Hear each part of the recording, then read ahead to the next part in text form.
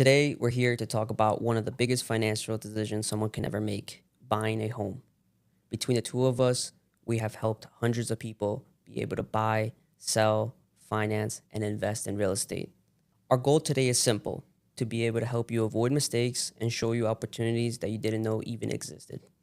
To go straight into it, if someone wants to buy a home within the next year, what's the first thing they should do? That's a great question.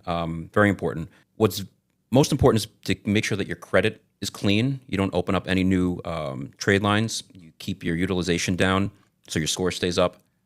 You also want to keep all of your money in one place. Don't move money around. Consolidate it into one account. Mentally and emotionally and physically, really be ready to buy a home. It's a big investment, biggest investment of your life, and you want to be prepared in every sense of the word. What do you think is the biggest mistake people make when talking to a lender? There's numerous things. Going down the list, changing jobs is a big one. If you change your jobs, it could immediately prevent you from being able to get a mortgage because you have to have employment history. It has to be the same type of income, whether it's W-2, commission, et cetera. So you don't want to do that. Opening new credit is also a shortfall that people do. Opening credit will not only lower your score, but potentially lower the amount that you can qualify for and then prevent you from being able to buy the home that you want. Moving money around is also a big no-no. It's hard to trace money, and if you move it from one account to another, it could jeopardize your ability also to get a mortgage because you can't trace it. If you can't trace the money properly, the lender won't potentially count it as verified assets. Not if you have cash. A lot of people have cash under the bed. Lenders can't use cash as verified assets because they don't know where it comes from. You have to source all of your money. So if you do have cash, you want to deposit it a few months before you're ready to apply for a mortgage so that it's already in your account and it can be verified as usable assets. What's one thing that someone can do today to improve their chances? I think the first thing is to talk to a lender, such as myself. You want to speak to the professional. They do this for a living. They know how to set up the pins, basically knock them down so you're in the best position to buy a home. You also want to consult potentially with a financial advisor, depending on how your finances are, because you want to make sure that they feel that you're in the right position to buy a home. The last thing you want to do is buy a home and then it, affect your bottom line, affect your ability to have future purchases or put your children in school or college. Not everyone is ready to buy a home today, even if you want to.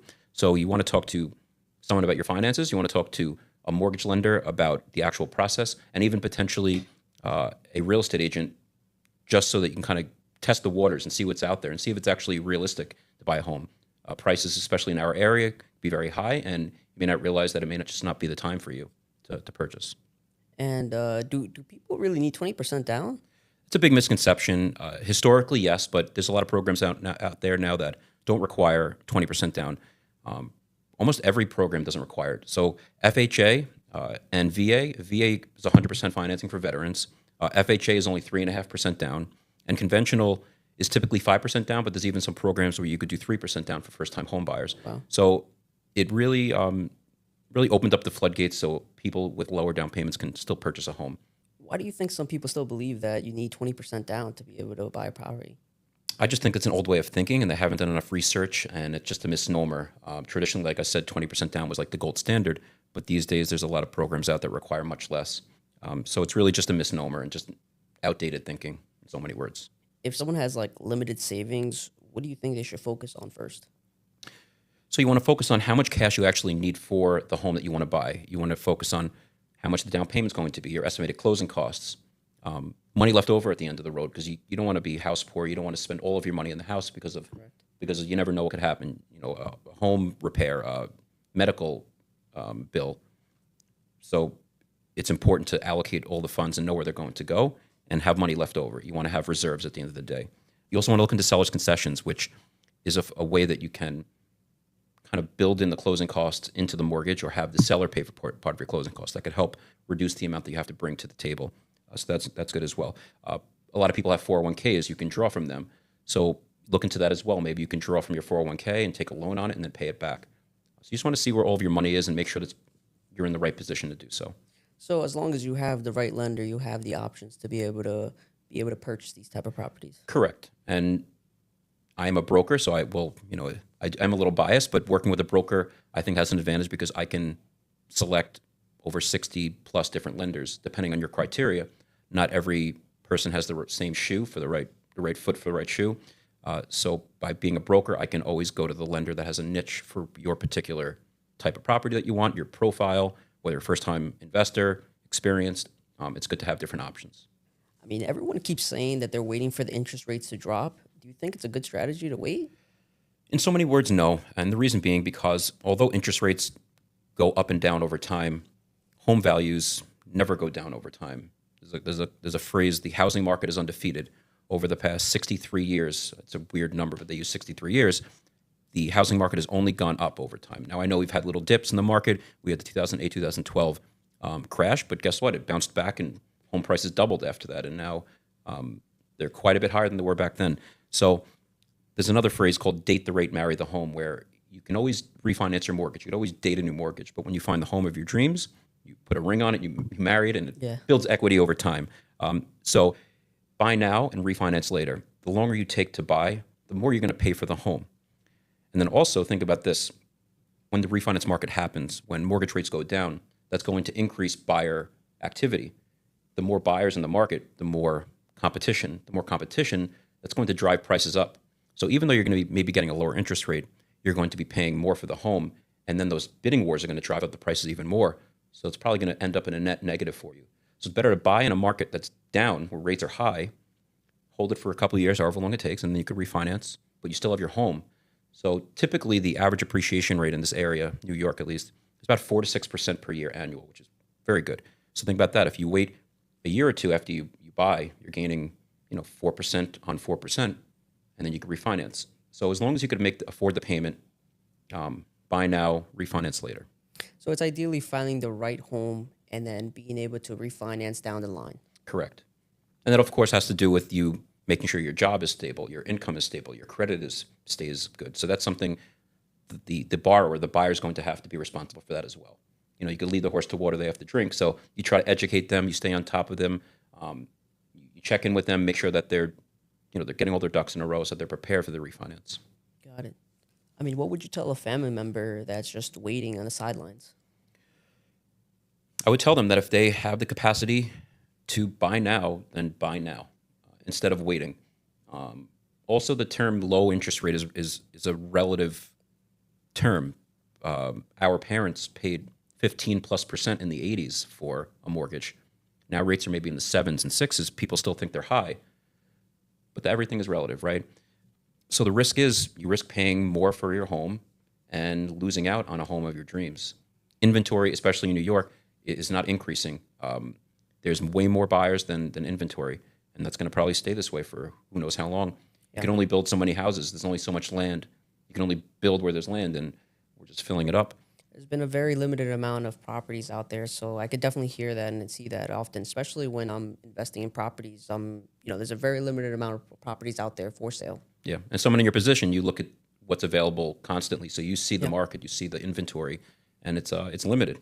What would you say, like, the biggest risk would be about waiting? The biggest risk of waiting is potentially losing out on a home that checks all your boxes, that you're going to have to find another one that you're going to be paying a lot more for, and you're not going to be gaining anything. The risk of waiting also is renting and instead of buying. Yeah. Renting pays someone else's mortgage. You line the pockets of the landlord. You're not gaining anything. You're literally just treading water. You're not going anywhere. And if you buy a home, now you have an investment. Now you can build equity. You could even make it a two-family. You can rent out a portion of it. There's a lot of things you could do. And there's a lot of tax benefits to owning a home. So the risk of waiting is the risk of benefiting from the attributes of owning a home. So Ken, for people who don't know who you are, what exactly do you do? So I buy and renovate properties across Long Island and in Florida, and I've been in the real estate industry for about 8 years now. Great. It's a good amount of experience. Why would someone sell directly to an investor instead of listing it with an agent? So the main reason someone would sell to us as investors instead of listing it with an agent is because the owner wants a hassle-free sale process for their home. And usually their house needs a good amount of work. They want to leave it as is. They don't even want to clean out the fridge. And remember, we're closing the properties within 30 days. We're taking it as is. There's no appraisals. There's no inspections. And pretty much sometimes we even take care of their closing cost. That also bypasses having to potentially pay commission to an agent and Correct. And all that. Yeah, so a lot of the times they don't have to pay anything out of pocket. They kind of just sign and just wait until the day of the closing. Some of these sellers just want to get over and done with the property. They don't want to invest any more money into it, and they just want a hassle-free solution. Yeah, those are all good points. Especially if you deal with a bank, then you have to deal with appraisals and then like appraisal requirements, and Correct. they may look in permits, open permits, things like that, Yeah. which is a big issue with lenders having open permits. Who's the ideal seller for your business? So the ideal seller would be anyone that owns a home across Long Island and in Florida that ultimately does not want to put any more investments into the property. When are you not the right solution for a seller? So to be honest, there's been a couple instances where I go into these appointments and I tell the seller straight up, don't sell the property to me. And the reason I end up telling them that is because my main objection is to be able to solve a problem for them. If I'm not able to check all the boxes for them, I usually just point them to the right direction. What's the biggest misconception people have about real estate investors? Because I've heard a lot myself. So Yeah, no, no. You know what? That's a big thing, and I think the biggest misconception is that we give lowball offers. You know, our solution doesn't really work for everyone. It's really tailored to the people that can truly benefit from a cash offer. Who benefits is someone that wants their money today. You know, we're closing within 30 days, sometimes even 3 weeks. So it's pretty fast turnaround. We're not doing any appraisals. We're not doing inspections. We're not asking them to do any repairs on the property at all. Once I give you my number, I'm pretty much set on it. I'm not looking to back out, and I'm ready to close on the day that we have agreed upon. Is renting really throwing away money? I would say yes, particularly because you're not getting anywhere with your housing payment. It's going right to the landlord. The landlord's using that to pay their mortgage, and whatever's left over is going into their pocket as net profit. When you're buying a home, you're paying your mortgage, you're paying down principal of that mortgage, and at the same time, you're gaining appreciation. So every month, you're actually gaining equity by the home appreciating and you paying down the mortgage. So you're actually gaining wealth and value every minute that you're living in the home. When you're renting, you're getting nowhere. You're just treading water, like I said. Would you say now is a good time to buy? That's a relative question to where your finances are, where your life is, where your family is. If you have any children immediately going to school or going into college or grade school, if you can afford to buy a home and you could afford the housing payment, then absolutely buy. If you can't, then you wait. Not every one's going to be ready today. Some things happen when they're meant to happen. So when you're financially sound, and like I said before, mentally, emotionally, physically ready, because it is a encapsulating process, until you're ready, you don't move forward. You want to make sure everything's in place, and then you proceed. And that includes talking to your financial advisor, to attorneys, to the lender, asking them what they think, real estate agents, everyone. Doing your own research and just talking with your spouse if you're married, or maybe friends and family, what they think. Just get some advice. So Ken, from your experience buying multiple houses every day, what's something that the average investor doesn't understand? The average investor doesn't understand that you're actually speaking with, honestly, another human. And a lot of times we lose touch of that. The difference between your number and someone else's number is going to be the person they're selling the property to. So when you're in these appointments, make sure you leave with an impression that you care about the situation and you're actually solving a problem for them. From your experience as a lender, what's something investors usually overlook? Investors often only look at the property itself and not the surrounding area, the surrounding market that they're in. Is it increasing in value? Is it decreasing in value? Is it up and coming? Is it declining?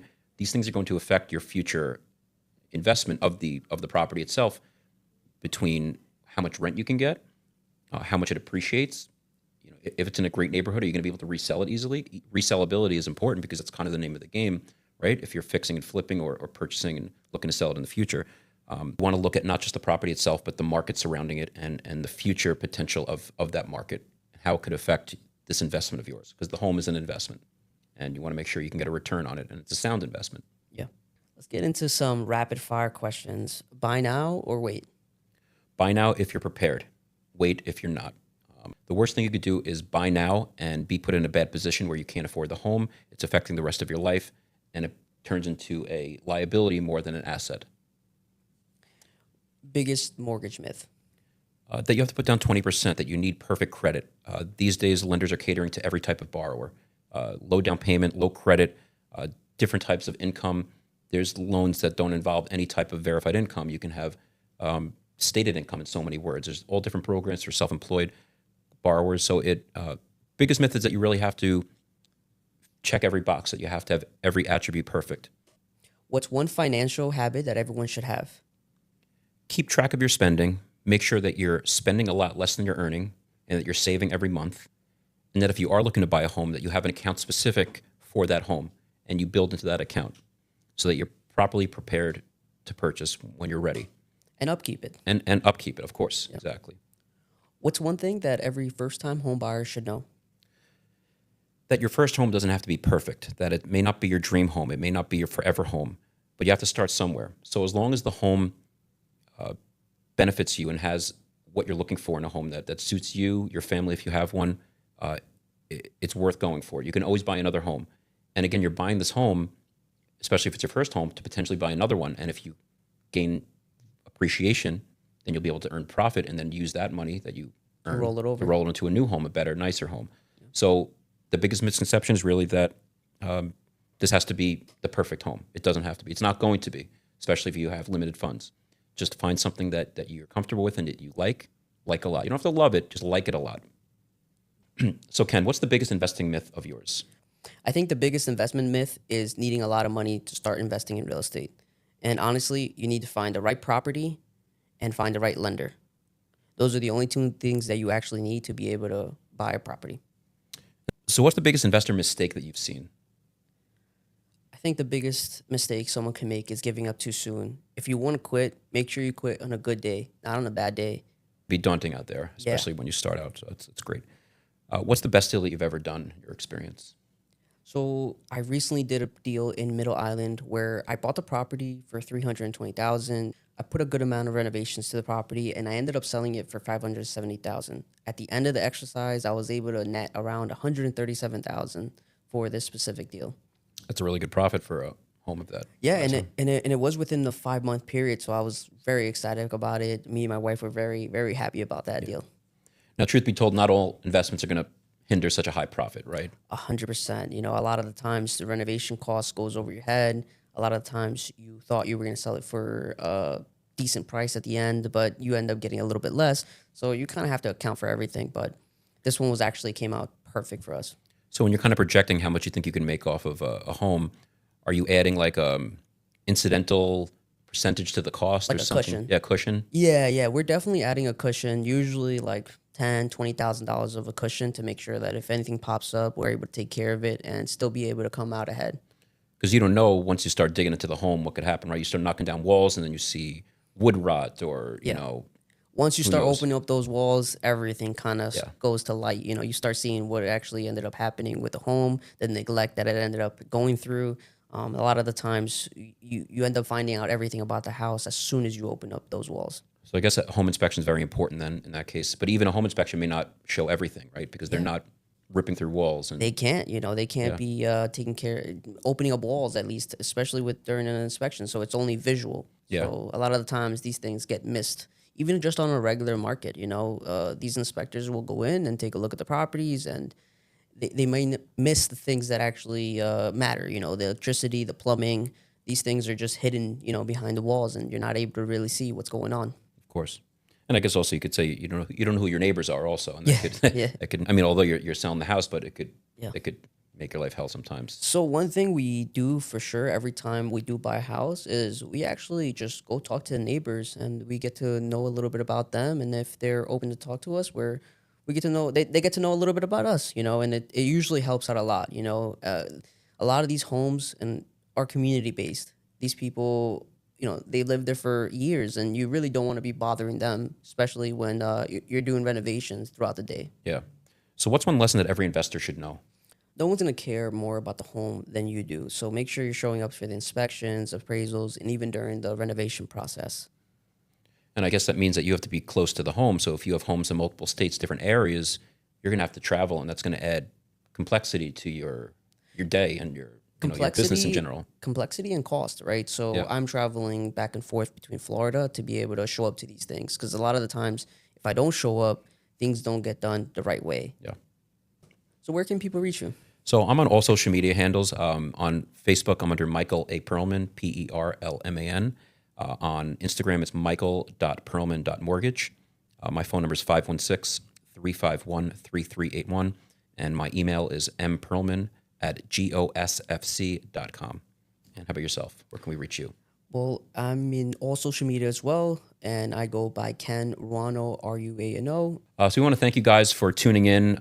We know time is valuable and attention spans can be low, so the fact that you even got to this point is very much appreciated. We're going to have this entire podcast up on YouTube, and we're also going to have small clips so that you can tune in just for the specific questions. And that's it. Any follow-ups, you reach out to us anytime. Thank you guys. Bye. All right. I have editing to do.